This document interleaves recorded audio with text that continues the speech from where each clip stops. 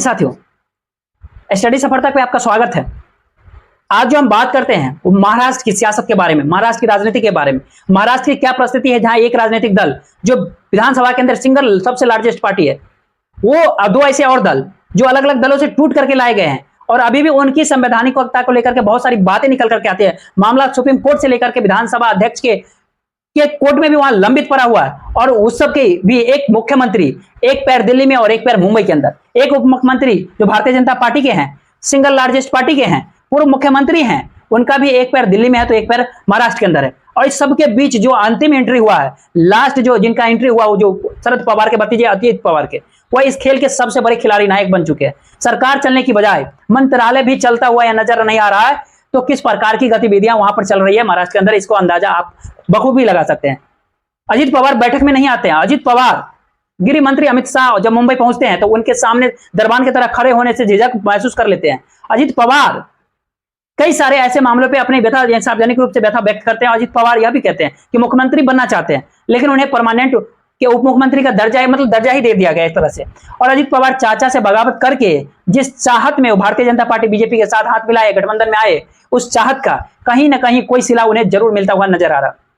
चाहे करप्शन के मामले जो उनके ऊपर है वो मामले थोड़े दिन के लिए दबे जरूर हैं, कुछ मामलों में उन्हें राहत भी मिल गया है, लेकिन करप्शन के इस मामले को लेकर के ही अगर अजित पवार भारतीय जनता पार्टी के पास पहुंचे होंगे तो ऐसा नहीं होगा जैसा आज देखने को मिल रहा है। इससे पहले कैबिनेट बैठक हुई महाराष्ट्र के अंदर, उस बैठक में अजित पवार और उनकी पार्टी के लोग नहीं पहुंचे। बताया गया कि अजित पवार बीमार है। अजित पवार उसी वक्त अपने आवास पर बैठक कर रहे थे अपनी पार्टी के विधायकों और मंत्रियों के साथ। अब यह कौन सी बीमारी थी उनको? क्या यह कोई सियासी राजनीतिक बीमारी उन्हें लग गई थी, या क्या यह कोई राजनीतिक बुखार है उनको, और कोई ऐसा बुखार है जिस बुखार ने दिल्ली के महाराष्ट्र तक को विचलित कर रखा है?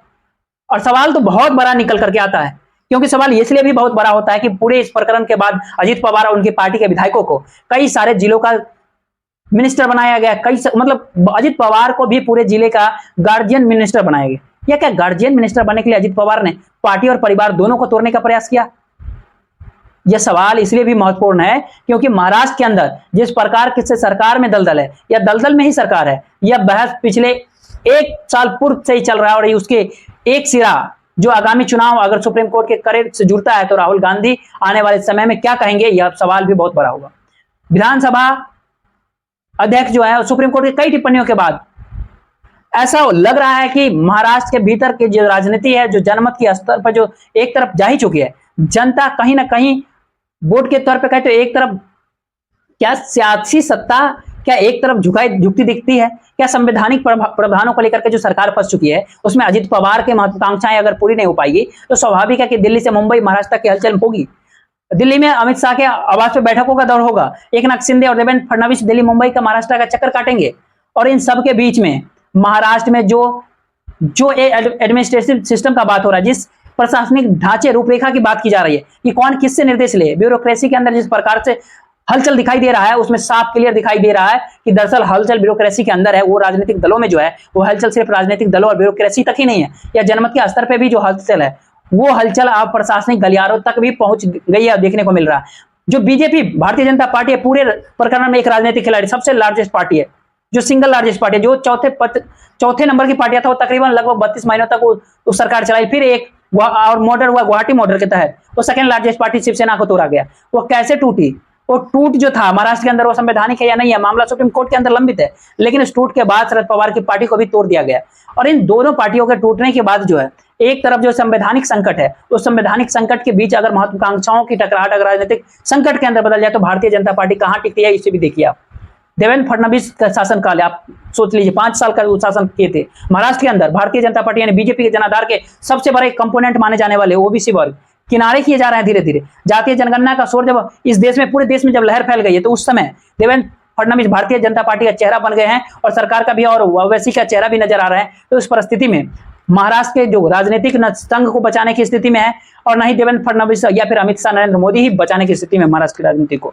अब इस सरकार को जितने दिनों तक चलना है, आगे चल चुकी है, आगे कितने दिनों तक चलेगी, यह सरकार चलने की बजाय कहीं ना कहीं इसको घसीटने की स्थिति में, उस घसीटने की स्थिति में भारतीय जनता पार्टी का जनाधार, बीजेपी का जनाधार घसीटने लायक भी नहीं बचा है। यह परिस्थिति इस सरकार के अंदर जरूर है।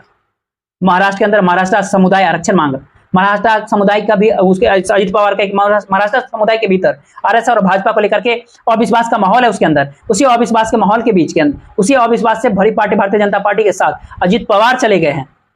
अब उनके समर्थकों को यह भी लग रहा है कि एक तरफ कुआं है तो दूसरी तरफ गड्ढा है। एक तरफ अजित पवार की तरफ ज्यादा है, महाराष्ट्र समाज के विलन बनने का जो है सो खतरा है। अब उनके पार्टी के साथ रहने के लिए सहानुभूति पाने का मतलब इन सब के बीच संसाधनों पर कब्जे की जो बात है, सियासी जो कब्जों की बात है, इस चुनावी दौर में जो सियासी संसाधनों की जो कब्जे करने की बात है, वो स्वाभाविक है कि संसाधनों का जोर एक तरफा भारतीय जनता पार्टी बीजेपी के पास रहने पर ही बना रहता है। यह सुलभ हो पाता है, यह सहज हो पाता है, यह संसाधन है। क्योंकि महाराष्ट्र इस महाराष्ट्र की जो राजनीतिक है, इसमें भारतीय जनता पार्टी का भले ही कब्जा हो, लेकिन इस दौर में, इस समय जब जनता खुद सबसे बड़े संसाधन के रूप में सामने खड़ा हो जाता है, उस दौर में आर्थिक संसाधन बहुत ज्यादा मायने नहीं रखता।